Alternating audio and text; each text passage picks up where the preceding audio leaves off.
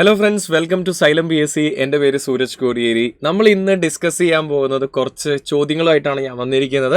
അതായത് LGS exam ഒക്കെ എഴുതാൻ പോകുന്നവർക്ക് ഏറ്റവും പ്രധാനപ്പെട്ട കുറച്ച് പ്രീവിയസ് ഇയർ ക്വസ്റ്റ്യൻസുമായിട്ടാണ്, ജോഗ്രഫിയിൽ നിന്നുള്ള ചോദ്യങ്ങളുമായിട്ടാണ് ഞാൻ വന്നിരിക്കുന്നത്. ഓക്കെ, അപ്പോൾ നമുക്ക് ക്വസ്റ്റ്യൻസിലേക്ക് പോയാലോ? സ്റ്റാർട്ട് ചെയ്യാം. യെസ്, അപ്പോൾ ആദ്യത്തെ ചോദ്യത്തിലേക്കാണ് ഞാൻ പോകുന്നത്. ഇന്ത്യൻ സമ്പദ് വ്യവസ്ഥയുടെ നട്ടെല്ല് എന്നറിയപ്പെടുന്ന പ്രദേശം. ഓക്കെ, വളരെ സിമ്പിൾ ആയിട്ടുള്ള ഒരു ചോദ്യമാണ്. എടാ, എപ്പോഴും നമ്മൾ ഇതുപോലുള്ള ക്വസ്റ്റ്യൻസുകൾ കാണുന്ന സമയത്ത് നമ്മൾ ജസ്റ്റ് ഒന്ന് ആ കീവേഡ് എന്താണോ അതിനെക്കുറിച്ച് ആലോചിക്കുക. ഫോർ എക്സാമ്പിൾ, ഇന്ത്യൻ സമ്പദ് വ്യവസ്ഥയുടെ നട്ടെല്ല് സമ്പദ് വ്യവസ്ഥയാണ്. ഇന്ത്യയെ സംബന്ധിച്ചിടത്തോളം ഇന്ത്യ ഒരു ഡെവലപ്പിംഗ് ആയിട്ടുള്ള രാജ്യമാണ്. സ്വാഭാവികമായിട്ടും ഇന്ത്യയിലെ ഏറ്റവും കൂടുതൽ ആൾക്കാർ ഡിപ്പെൻഡ് ചെയ്യുന്ന തൊഴിൽ മേഖല എന്ന് പറയുന്നത് കൃഷിയാണ്. 65% ആൾക്കാർ കൃഷിയെ ഡയറക്റ്റ് ആയിട്ട് ഡിപ്പെൻഡ് ചെയ്യുന്നവരാണ്. അപ്പോൾ ഇന്ത്യൻ സമ്പദ് വ്യവസ്ഥയുടെ നട്ടെല്ല് എന്ന് പറയുന്നത് സ്വാഭാവികമായിട്ടും എന്തായിരിക്കും? കാർഷിക മേഖലയായിരിക്കും, അല്ലേ? കാർഷിക മേഖല എന്ന് വെച്ചാൽ കൃഷി നന്നായിട്ട് നടക്കുന്ന സ്ഥലം. കൃഷി നന്നായിട്ട് നടക്കണമെങ്കിൽ എന്ത് വേണം? എക്കൽ മണ്ണ് വേണം. എന്ന് വെച്ചാൽ ഏറ്റവും ഫലപുഷ്ടി കൂടിയ മണ്ണായ എക്കൽ മണ്ണ് വേണം. അപ്പോൾ എക്കൽ മണ്ണ് എവിടെയാണോ കാണുന്നത്, നമ്മുടെ എക്കൽ ഭൂവിഭാഗം ഏതാണോ അതായിരിക്കും നമ്മുടെ ആൻസർ ആയിട്ട് വരുന്നത്, അല്ലേ? അപ്പോൾ നമ്മുടെ എക്കൽ ഭൂവിഭാഗം എന്ന് പറയുന്നത്, എക്കൽ എന്ന് വെച്ചാൽ എന്താ? നദിയുടെ നിക്ഷേപത്തെ വിളിക്കുന്ന പേരാണ്, അല്ലേ? നദിയുടെ നിക്ഷേപം എന്താണോ, ചെളിയോ മണ്ണോ എന്തോ ആവട്ടെ, അതിനെ നമ്മൾ എക്കൽ എന്നാണ് വിളിക്കുക. അപ്പോൾ എക്കൽ ഭൂവിഭാഗമായിട്ടുള്ള നമ്മുടെ ഉത്തര മഹാസമതലമായിരിക്കും നമ്മുടെ ആൻസർ ആയിട്ട് ഇവിടെ വരുന്നത്.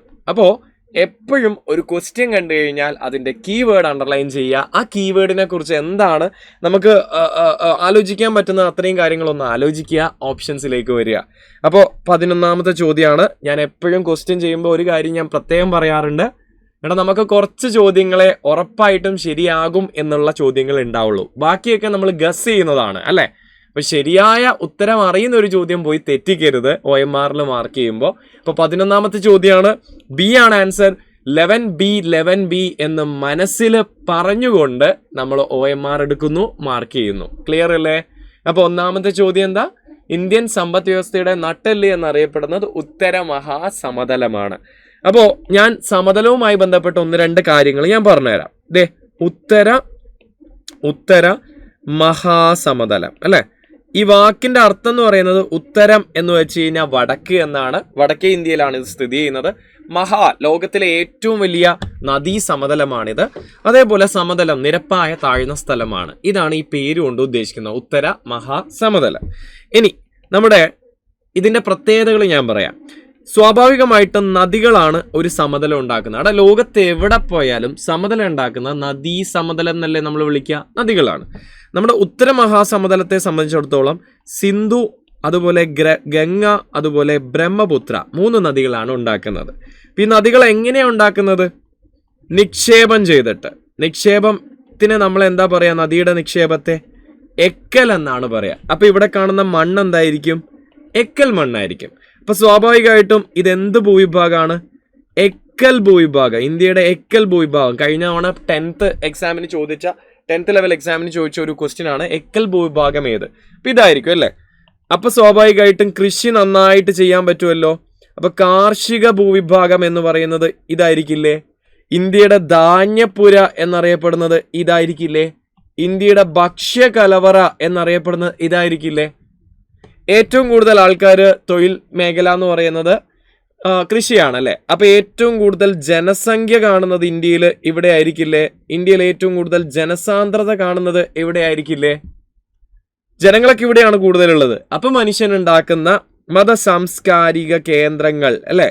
സാംസ്കാരിക കേന്ദ്രങ്ങളൊക്കെ ഏറ്റവും കൂടുതൽ ഇവിടെ ആയിരിക്കില്ലേ? കണ്ടില്ലേ, എല്ലാ പോയിന്റ്സും കണക്റ്റഡ് ആയിട്ട് നമ്മൾ എഴുതി, അല്ലേ? സാംസ്കാരിക കേന്ദ്രങ്ങളൊക്കെ എവിടെയായിരിക്കും. അപ്പം നമുക്ക് ലോകത്ത് എവിടെയാണെങ്കിലും സംസ്കാരങ്ങളുടെ ഈറ്റില്ലം, സംസ്കാരങ്ങൾ രൂപപ്പെടുത്തിയത് എപ്പം? സംസ്കാരങ്ങളുടെ ഈറ്റില്ലം എന്നറിയപ്പെടുന്നത് സമതലങ്ങളായിരിക്കില്ലേ? അപ്പം ഇന്ത്യയുടെ സംസ്കാരങ്ങളുടെ ഈറ്റില്ലം ചോദിച്ച ഇതാണ്. ഇന്ത്യയുടെ കാർഷിക ഭൂവിഭാഗം ചോദിച്ച ഉത്തര മഹാസമതലാണ്. ഇന്ത്യയുടെ ധാന്യപ്പുര, ഇന്ത്യയുടെ ഭക്ഷ്യകലവറ, ഇന്ത്യയുടെ സാംസ്കാരിക കേന്ദ്രങ്ങൾ എല്ലാം ചോദിച്ചു കഴിഞ്ഞാൽ ഒരൊറ്റ ആൻസറേ ഉള്ളൂ, ഉത്തര മഹാസമതലം. സെറ്റല്ലേ? പിടിയിട്ടിയല്ലോ. ഇനി നമുക്ക് അടുത്ത ചോദ്യത്തിലേക്ക് പോവാം. ഓക്കെ, റിഗർ എന്നറിയപ്പെടുന്ന കറുത്ത മണ്ണിന് ഏറ്റവും അനുയോജ്യമായ, റിഗർ എന്നറിയപ്പെടുന്ന കറുത്ത മണ്ണിന് ഏറ്റവും അനുയോജ്യമായ കൃഷി ഏത് എന്നുള്ളതാണ് അടുത്ത ചോദ്യം. ഇപ്പോൾ കൃഷിക്ക് ഏറ്റവും പ്രധാന മണ്ണാണ്. ഓരോ സ്ഥലത്തും മണ്ണിനനുസരിച്ച് കാർഷിക വിളകളും മാറും. റിഗർ എന്ന അറിയപ്പെടുന്ന കറുത്ത മണ്ണിന് ഈ ക്വസ്റ്റ്യൻ കുറച്ചുകൂടി എളുപ്പമാണ്. കാരണം എന്താ, റിഗർ എന്ന അറിയാത്തവർക്ക് പോലും ഇത് ആൻസർ ചെയ്യാൻ പറ്റും. കാരണം PSC എന്താ ചോദിച്ചാൽ, റിഗർ എന്നറിയപ്പെടുന്ന കറുത്ത മണ്ണ് എന്നുള്ള അടുത്ത ഒരു പേര് കൂടി അവിടെ 2 പേരുകളും കൊടുത്തിട്ടുണ്ട്. അപ്പോൾ കറുത്ത മണ്ണ് അറിയാത്തവർക്കും റിഗർ അറിയാത്തവർക്കും നമുക്ക് ആൻസർ കൊടുക്കാൻ പറ്റും. ഇത് രണ്ടും അറിയില്ലെങ്കിൽ ഒന്നും ചെയ്യാൻ പറ്റില്ല കേട്ടോ. ഓക്കെ. അപ്പോൾ റിഗർ എന്നറിയപ്പെടുന്ന കറുത്ത മണ്ണിന് ഏറ്റവും അനുയോജ്യമായ കൃഷി. എടാ കറുത്ത മണ്ണ് എന്താ, കറുത്ത മണ്ണ് എന്ന് വെച്ചാൽ ബ്ലാക്ക് സോയിൽ അല്ലേ. കറുത്ത മണ്ണ് അഥവാ ബ്ലാക്ക് സോയിൽ അല്ലേ, കറുത്ത മണ്ണ് അഥവാ ബ്ലാക്ക് സോയിൽ. ഈ കറുത്ത മണ്ണിൻ്റെ മറ്റൊരു പേര് ഞാൻ പറയാം, പരുത്തി മണ്ണ്. എന്താ, പരുത്തി മണ്ണ് എന്നാണ് ഇതിൻ്റെ മറ്റൊരു പേര്. റിഗർ എന്ന് മറ്റൊരു പേരും ഉണ്ട്, അതുപോലെ മറ്റൊരു പേര് കൂടിയുണ്ട്, ചെർണോസ. അപ്പോൾ ഇങ്ങനെ 4 പേരുകളിൽ ഇത് അറിയപ്പെടുന്നുണ്ട്. ഈവൻ കെയിൻ സോയിൽ എന്ന് പറഞ്ഞിട്ട് മറ്റൊരു പേരും കൂടി, കെയിൻ സോയിൽ എന്നുള്ള മറ്റൊരു പേര് കൂടി ഇതിനുണ്ട്. അപ്പോൾ ബേസിക്കലി കറുത്ത മണ്ണ്, പരുത്തി മണ്ണ്, റിഗർ, ചെർണോസം, കെയിൻ സോയിൽ എല്ലാം ഒന്ന് തന്നെയാണ്. ഈ കറുത്ത മണ്ണിന് ഒരു പ്രത്യേകതയുണ്ട്, ജലം ഒരുപാട് സംഭരിച്ചു വെക്കാനുള്ള ശേഷി കറുത്ത മണ്ണിന് കൂടുതലാണ്. ജലം ഒരുപാട് ഇങ്ങനെ വാട്ടർ ഒരു സ്പോഞ്ച് പോലെ ഇങ്ങനെ ശേഖരിച്ചു വെക്കാനുള്ള ശേഷി നമ്മുടെ കറുത്ത മണ്ണിന് കൂടുതലാണ്. ഓക്കെ, അപ്പോൾ അതാണ് കറുത്ത മണ്ണിൻ്റെ ഏറ്റവും വലിയ പ്രത്യേകത. അതുകൊണ്ട് തന്നെ കുറേശ്ശെയായിട്ട് കാർഷിക വിളയ്ക്ക് വെള്ളം കൊടുക്കാൻ ഡിസ്ട്രിബ്യൂട്ട് ചെയ്യാൻ നമ്മുടെ കറുത്ത മണ്ണിന് പറ്റും. അപ്പോൾ കറുത്ത മണ്ണ്, റിഗർ എന്ന് പറയുന്നത് ഏറ്റവും നല്ല കൃഷി വിള ഏതായിരിക്കും ഇതിൻ്റെ പേരെന്താ, മറ്റൊരു പേര് പരുത്തി മണ്ണ് എന്നല്ലേ. അപ്പോൾ ഏറ്റവും നല്ല കാർഷിക വിള ഇവിടെ വളരുന്നത് എന്തായിരിക്കും? തീർച്ചയായും നമ്മുടെ പരുത്തി തന്നെ. ഓക്കെ, ഇപ്പോൾ നെല്ലും ഗോതമ്പും റബ്ബറൊന്നും ഇവിടെ നന്നായിട്ട് വളരില്ല. ഏറ്റവും നന്നായിട്ട് വളരുന്ന പരുത്തി തന്നെയാണ്, കോട്ടൺ തന്നെയാണ്. ഓക്കെ, ക്ലിയർ അല്ലേ? ഡൗട്ട്സ് ഒന്നും ഇല്ലല്ലോ. കോട്ടണ് നന്നായിട്ട് വളരാൻ പറ്റും. കോട്ടണിന് ഇങ്ങനത്തെ മണ്ണാണ് വേണ്ടത്, കുറേ വെള്ളം ആവശ്യമുണ്ട്. ഓക്കെ, കാരണം ജലം സംഭരിച്ചു വെക്കാൻ ആർക്ക് പറ്റും? കറുത്ത മണ്ണ്. അപ്പോൾ കുറേശ്ശെ വെള്ളം എടുത്ത് യൂസ് ചെയ്യാൻ ഈ കോട്ടണിന്, പരുത്തിക്ക് പറ്റും. യൂണിവേഴ്സൽ ഫൈബർ എന്നാണ് നമ്മുടെ കോട്ടൺ അറിയപ്പെടുന്നത്. ഒരു എക്സാമിൻ്റെ അടുത്ത ഒരു ക്വസ്റ്റ്യനും കൂടിയാണ് ഇത് കേട്ടോ. പരുത്തിയുടെ യൂണിവേഴ്സൽ ഫൈബർ എന്നറിയപ്പെടുന്ന വിള എന്താ? പരുത്തിയാണ്. ഓക്കെ, ഗോൾഡൻ ഫൈബറോ? ഗോൾഡൻ ഫൈബർ ചണമാണ്. ഓക്കെ, ചണമാണ് ഗോൾഡൻ ഫൈബർ. സോ അടുത്തത്, ഇന്ത്യയിൽ ഏറ്റവും കൂടുതൽ മഴ ലഭിക്കുന്ന പ്രദേശമായ മൗസിൻ റാം ഏത് സംസ്ഥാനത്തിലാണ്? ഇന്ത്യയിൽ ഏറ്റവും കൂടുതൽ മഴ ലഭിക്കുന്ന മൗസിൻ റാം നിങ്ങൾ ഓൾറെഡി പഠിച്ചിട്ടുണ്ടാവും. ഇന്ത്യയിൽ ഏറ്റവും കൂടുതൽ മഴ ലഭിക്കുന്നത് മൗസിൻ റാമും അതുപോലെ സെക്കൻഡ് ചിറാപുഞ്ചിയാണ്. ഇത് പല രീതിയിലും ക്വസ്റ്റ്യൻ വരാം. ഇന്ത്യയിൽ ഏറ്റവും കൂടുതൽ മഴ ലഭിക്കുന്നതെന്ന് വരാം, ലോകത്തിലെ ഏറ്റവും കൂടുതൽ മഴ ലഭിക്കുന്നതെന്ന് വരാം, ഇനി ഭൂമിയിലെ ഏറ്റവും നനവുള്ള പ്രദേശം, വെറ്റസ്റ്റ് പ്ലേസ് ഓൺ എർത്ത് എന്നുള്ള രീതിയിലും നിങ്ങൾക്ക് എക്സാമിന് ക്വസ്റ്റ്യൻ വരാം. അപ്പോൾ ഈ പല രീതിയിലും എക്സാമിന് ചോദ്യം വരാൻ സാധ്യതയുണ്ട്. എനിവേ, ഇന്ത്യയിൽ ഏറ്റവും കൂടുതൽ മഴ ലഭിക്കുന്ന മൗസിൻ റാം സ്ഥിതി ചെയ്യുന്നത് എവിടെയാ? മൗസിൻ റാം നല്ല രീതിയിൽ മഴ കിട്ടണം അല്ലേ. മഴ നന്നായിട്ട് കിട്ടണമെങ്കിൽ ആ സ്ഥലത്ത് കുറേ മേഘങ്ങൾ ഉണ്ടാവും അല്ലേ. മേഘാലയയിലാണ് നമുക്ക് ഏറ്റവും കൂടുതൽ മഴ പെയ്യുന്ന. മൗസിൻ റാം ആണെങ്കിലും ശരി, ഏതാണ് മൗസിൻ റാം ആണെങ്കിലും ശരി, രണ്ടാമത്തെ സ്ഥലമായിട്ടുള്ള ചിറാപുഞ്ചി ആണെങ്കിലും സ്ഥിതി, ഏറ്റവും കൂടുതൽ മഴ പെയ്യുന്ന ഈ 2 സ്ഥലവും എവിടെയാ? മേഘങ്ങളുടെ ആലയമായ മേഘാലയയിലാണ്.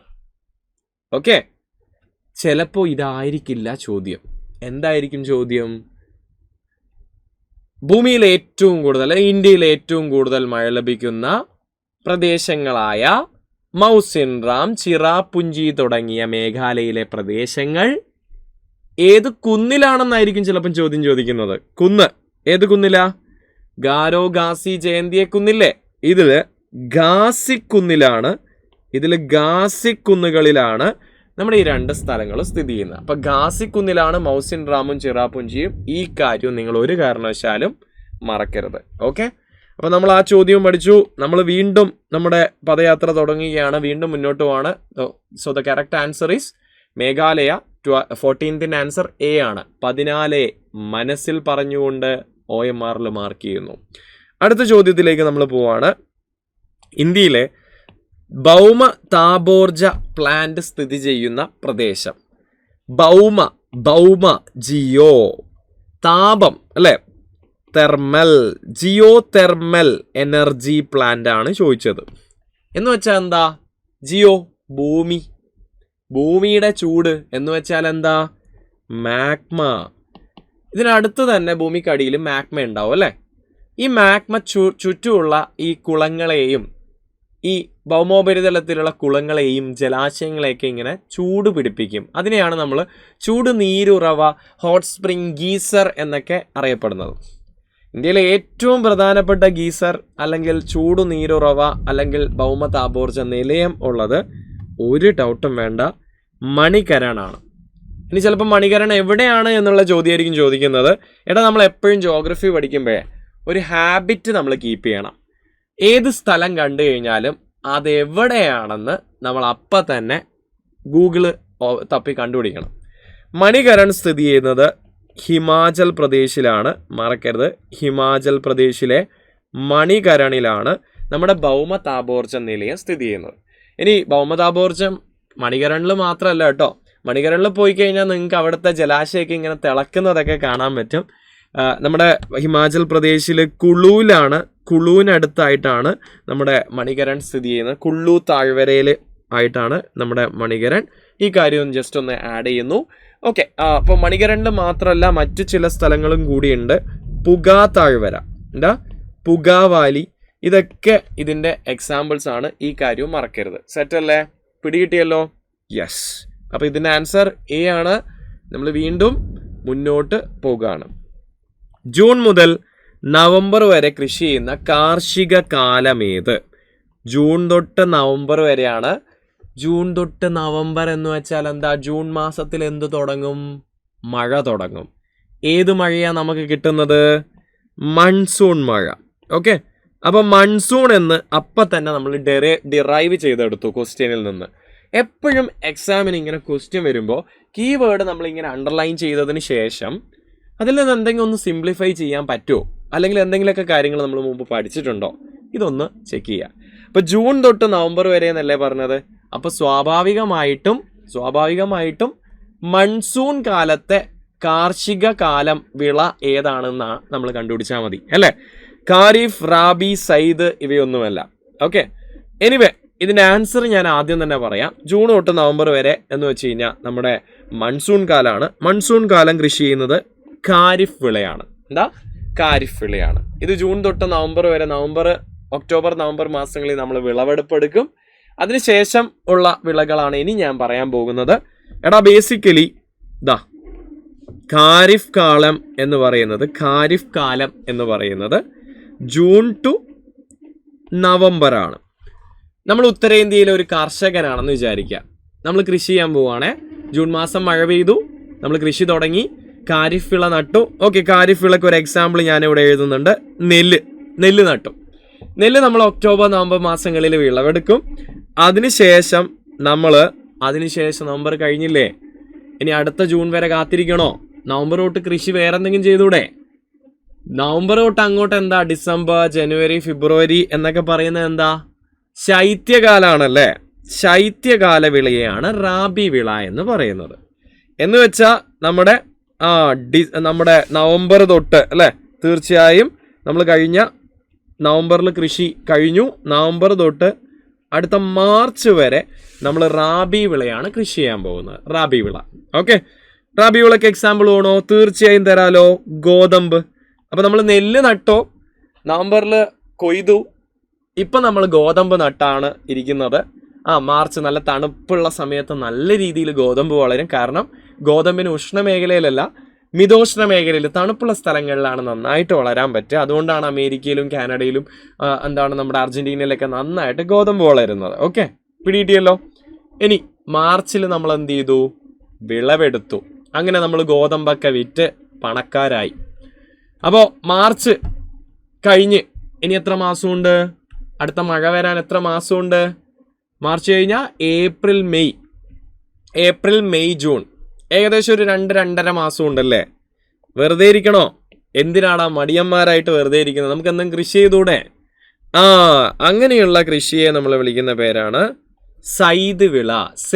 സൈദ് എന്നൊക്കെ പറയും. It is ZAID zaid. Okay, zaid വിള എന്ന് വെച്ചാൽ മാർച്ച് തൊട്ട്, അല്ലെങ്കിൽ നിങ്ങൾക്ക് എന്താ എഴുതാം, ഏപ്രിൽ ടു മെയ് എന്ന് എഴുതാം. 2 മാസക്കാലം. 2 മാസം കൊണ്ട് എന്താണോ കൃഷി ചെയ്യാൻ പറ്റുക? 2 മാസം കൊണ്ട് പെട്ടെന്ന് കൃഷി ചെയ്യണം. എന്താ ചെയ്യാൻ പറ്റുക? പച്ചക്കറി. അത് തന്നെ, പച്ചക്കറി കൃഷി. പച്ചക്കറി, പയറുവർഗ്ഗങ്ങളൊക്കെയാണ്, അല്ലെങ്കിൽ പഴവർഗ്ഗങ്ങളൊക്കെയാണ് നമ്മൾ പൊതുവെ കൃഷി ചെയ്യുന്നത്. ഇതിനെയാണ് സൈദ് വിള എന്ന് പറയുന്നത്. അപ്പം ഇതാണ് നമ്മുടെ കാർഷിക കാലങ്ങൾ എന്ന് പറയുന്നത്. ഖാരിഫ് വിള മറന്നു പോകരുത്, ഇത് മൺസൂൺ വിളയാണ്. ഇനി റാബി വിള എന്ന് വെച്ചാൽ ശൈത്യകാല വിളയാണ്. സൈദ് വിള എന്ന് വെച്ച് കഴിഞ്ഞാൽ വേനൽക്കാല വിളയാണ്, അല്ലെ? ഏപ്രിൽ മെയ് മാസമാണ്. സെറ്റ് അല്ലേ? അപ്പൊ ഇതിന്റെ ആൻസർ എന്താ? ഖാരിഫാണ്. അപ്പൊ നമുക്ക് നെല്ല് തുടങ്ങാം. നെല്ല് കാലം തുടങ്ങി, ഖാരിഫ് വിള. ഓക്കെ, സെറ്റ് അല്ലേ? പിടികിട്ടിയല്ലോ. അപ്പൊ നമുക്ക് പെട്ടെന്ന് തന്നെ അടുത്ത ചോദ്യത്തിലേക്ക് പോയാലോ? ബ്രഹ്മപുത്ര. ഇനി ഏറ്റവും പ്രധാനപ്പെട്ട ഒരു ചോദ്യത്തിലേക്കാണ് പോകുന്നത്. ഇതുകൂടി നമുക്ക് പറയാം. 2 ചോദ്യം. ഒന്നിത്, അടുത്തത് ഇത്. രണ്ടിലും പറഞ്ഞിരിക്കുന്നത് എന്താ? ജലപാത. എടാ, PSCക്ക് ഏറ്റവും ഇമ്പോർട്ടൻ്റ് ആയിട്ട് ഏറ്റവും ഇഷ്ടമുള്ള ഒരു ഭാഗമാണ് ജലപാതകൾ, ദേശീയ ജലപാതകൾ. അതിൽ തന്നെ ഞാൻ ഒരു കാര്യം പറയാം. ആദ്യത്തെ 5 എണ്ണം ദേശീയ ജലപാത 1, 2, 3, 4, 5 ഈ 5 എണ്ണം നിർബന്ധമായും പഠിച്ചിരിക്കുക. കാരണം ഒരുവിധം PSCയുടെ ഏത് ക്വസ്റ്റ്യൻ എടുത്തു കഴിഞ്ഞാലും ഗതാഗതത്തിൽ നിന്ന് ഒരു ചോദ്യം ഉണ്ടെങ്കിൽ മോസ്റ്റ്ലി അത് ദേശീയ ജലപാതയിൽ നിന്നുള്ള ചോദ്യമായിരിക്കും. അപ്പോൾ എപ്പോഴും ജലപാത ഒരു കാരണവശാലും വിടാതെ പിടിക്കുക. 4 എണ്ണം അല്ലെങ്കിൽ ആദ്യത്തെ 5 എണ്ണം നിർബന്ധമായും പഠിക്കുക. കേരളത്തിൽ പുതുതായിട്ട് കുറച്ച് ജലപാത വന്നിട്ടുണ്ട്, അതും ഒന്ന് നോക്കുക. പക്ഷെ ആദ്യത്തെ 4 എണ്ണം നിർബന്ധമായും പഠിച്ചിരിക്കണം. 4ഓ 5ഓ ആദ്യത്തെ 5 എണ്ണം ഞാൻ പറയുന്നു നിർബന്ധമായും പഠിക്കണം. ഇതേ നോക്കിക്കോ, ഇത് കഴിഞ്ഞ വർഷം ചോദിച്ച ചോദ്യമാണ്. ഇത് 2022 ചോദിച്ച ചോദ്യമാണ്. നോക്കാം. ബ്രഹ്മപുത്ര നദിയിൽ സാദിയ മുതൽ ദുബ്രി വരെ നീണ്ടു കിടക്കുന്ന ജലപാത ഏത്? ഇന്ത്യയിലെ ഏറ്റവും പ്രധാനപ്പെട്ട നദി ഏതാ? ഗംഗ. ഗംഗയിലാണ് ദേശീയ ജലപാത 1 സ്ഥിതി ചെയ്യുന്നത്. ഓക്കെ, നാഷണൽ വാട്ടർവേ 1 സ്ഥിതി ചെയ്യുന്ന ഗംഗയില. സെക്കൻഡ് ഏറ്റവും പ്രധാനപ്പെട്ട നദിയാണ് ബ്രഹ്മപുത്ര. നാഷണൽ വാട്ടർവേ 2 സ്ഥിതി ചെയ്യുന്ന ബ്രഹ്മപുത്രയില. ഓക്കെ, അപ്പം ഈ കാര്യം എപ്പോഴും ഓർത്തു വെക്കുക. അപ്പോൾ ബ്രഹ്മപുത്ര നദിയിൽ എന്ന് ഓൾറെഡി കൊടുത്തിട്ടുണ്ട്. സെക്കൻഡ് ഏറ്റവും ഇമ്പോർട്ടൻ്റ് ആയിട്ടുള്ള നദിയല്ലേ ബ്രഹ്മപുത്ര? അപ്പോൾ ദേശീയ ജലപാത 2B ആണ് ആൻസർ ആയിട്ട് വരുന്നത്. സാദിയ തൊട്ട് ദുബ്രി വരെയാണ് ആസാമിൽ. സാദിയ തൊട്ട് ആസാം അരുണാചൽ ബോർഡർ തൊട്ട് ദുബ്രി വരെ, ആസാമിലെ ദുബ്രി വരെയുള്ള സ്ഥലത്താണ് നമ്മുടെ ദേശീയ ജലപാത 2 സ്ഥിതി ചെയ്യുന്നത്. ബ്രഹ്മപുത്ര നദിയിലാണ്. സെറ്റല്ലേ? പിടികിട്ടിയല്ലോ. അത് കഴിഞ്ഞു. 20ാമത്തെ ക്വസ്റ്റ്യൻ ആൻസർ B ആണ്. ഇനി അടുത്ത ക്വസ്റ്റ്യൻ ഓടി നോക്കി. ഇത് മറ്റൊരു ക്വസ്റ്റ്യൻ പേപ്പറിൽ കണ്ട വേറൊരു ചോദ്യമാണ്. ഇതും ദേശീയ ജലപാതയെക്കുറിച്ച് തന്നെയാണ്. ഇന്ത്യയിലെ ആദ്യത്തെ ദേശീയ ജലപാത. ആദ്യത്തത് എന്ന് പറയുമ്പോൾ ദേശീയ ജലപാത 1 ആയിരിക്കില്ലേ? 1 എന്ന് പറയുമ്പോൾ ഏത് നദിയിലായിരിക്കും? ഗംഗാ നദിയിലല്ലേ? നമ്മൾ ഓൾറെഡി പഠിച്ചില്ലേ? അപ്പോൾ ഗംഗാ നദിയിലെ ദേശീയ ജലപാതയെക്കുറിച്ചാണ് നമ്മളോട് ചോദ്യം ചോദിച്ചിരിക്കുന്നത്. നമുക്ക് നോക്കാലോ, ഗംഗാ നദിയുമായി ബന്ധപ്പെട്ട എന്തെങ്കിലുമൊക്കെ ഉണ്ടോയെന്ന്. ഞാൻ ഒരു കാര്യം പറയട്ടെ. എപ്പോഴും ഗംഗാ നദിയുമായി ബന്ധപ്പെട്ട എന്തെങ്കിലും ഉണ്ടോ എന്നല്ലേ നമ്മൾ നോക്കാൻ പോകുന്നത്. അതിനേക്കാളും എളുപ്പം ഗംഗാ നദിയുമായിട്ട് ബന്ധമില്ലാത്ത സാധനങ്ങൾ നമ്മൾ എന്ത് ചെയ്യാം? എലിമിനേറ്റ് ചെയ്യുക എന്നുള്ളതാണ്. ഓക്കെ, അതായത് ആൻസറിലേക്ക് ഡയറക്റ്റ്ലി എത്തുന്നതിന് പകരം ഏറ്റവും ബെസ്റ്റ് ഐഡിയ ഇൻഡയറക്ട്ലി ആൻസറിലേക്ക് എത്തുന്നതാണ്. ഇപ്പൊ ദേശീയ ജലപാത 1 ആയിരിക്കും ആദ്യം വന്നത്. ഗംഗാ നദിയിലാണ് 1 എന്ന് നമുക്കറിയാം. 2ാമത്തത് ബ്രഹ്മപുത്രയിലും. 3ാമത്തെ എവിടെയാ? കേരളത്തിലാണ്. 3ാമത്തത് എവിടെയാ? ദേശീയ ജലപാത 3 എവിടെയാ? കേരളത്തിലാണ്. കേരളത്തിൽ എവിടെ? കൊല്ലം തൊട്ട് കോഴിക്കോട് വരെയാണ്. മറക്കരുത്. അപ്പോൾ 1 അവിടെ ഹോൾഡ് ചെയ്യുക. തിരിച്ചു വരികയാണ് ഞാൻ. ഓക്കെ, അപ്പോൾ ഗംഗയുമായി ബന്ധപ്പെട്ട ഏതെങ്കിലും ഒരു സ്ഥലം, ബന്ധമില്ലാത്ത സ്ഥലം ഉണ്ടോ എന്ന് നമുക്ക് നോക്കാം. എന്നിട്ട് എലിമിനേറ്റ് ചെയ്യാം. കൊല്ലം കോഴിക്കോട് ഗംഗയായിട്ട് ബന്ധമുണ്ടോ? ഇല്ല, എലിമിനേറ്റ് ചെയ്തു. അപ്പോൾ D അല്ല ഓപ്ഷൻ. കാക്കിനാട പുതുച്ചേരി. കാക്കിനാട് ആന്ധ്രാപ്രദേശിലാണ്, പുതുച്ചേരി തമിഴ്നാടിലായിട്ടാണ് വരുന്നത്. ബന്ധമുണ്ടോ ഗംഗയായിട്ട്? ഇല്ല. അപ്പം തന്നെ എലിമിനേറ്റ് ചെയ്യാം. സാദിയ ദുബ്രി, എടാ സാദിയ ദുബ്രി അങ്ങ് ബ്രഹ്മപുത്രയിലല്ലേ? നമ്മൾ പഠിച്ചല്ലോ ദേശീയ ജലപാത 2 അവിടെയെന്ന്. അത് ലിമിറ്റ് ചെയ്തു. ആൻസറിലേക്ക് എത്തി. എ ആണ്. അലഹബാദ്, ഹാൽദിയ തുടങ്ങിയ 2 സ്ഥലങ്ങളെയാണ് ബന്ധപ്പെടുത്തുന്നത്. ഇനിയിപ്പോൾ അത് അറിഞ്ഞില്ലെങ്കിലും കുഴപ്പമില്ല. അലഹബാദ് UP-യിലാണ്, ഗംഗാ നദിക്കരയിലാണ്. എടാ അലഹബാദിലല്ലേ ഗംഗയും യമുനയും വന്ന് ചേരുന്നത്? അലഹബാദിലല്ലേ? അലഹബാദിൻ്റെ പുതിയ പേരെന്താ? പ്രയാഗ് രാജ്. അതെന്താ അങ്ങനെ പേരിടാൻ കാരണം? പ്രയാഗുകളുടെ രാജാവ്. പ്രയാഗ് എന്ന് വെച്ചാൽ സംഗമം. ആരൊക്കെ ഇവിടെ സംഗമിക്കുന്നത്? ഗംഗയും യമുനയും. അപ്പോൾ ഈ ഗംഗയും യമുന 2 നദികൾ സംഗമിക്കുന്നതുകൊണ്ടാണ് പ്രയാഗ് രാജ് എന്നുള്ള പേര് പോലും ഇതിന് വന്നത്. പിടികിട്ടിയല്ലോ. അപ്പോൾ ദേശീയ ജലപാതകളിൽ നിന്നുള്ള ചോദ്യം ഒരു കാരണവശാലും മറക്കരുത്. ദേശീയ ജലപാത നിയമം അനുസരിച്ച് 2016 നിയമം അനുസരിച്ച് നമുക്ക് ഒരുപാട് ദേശീയ ജലപാതകൾ ഇപ്പോൾ റീസെൻ്റ് ആയിട്ട് വന്നിട്ടുണ്ട്, 100-ൽ കൂടുതൽ.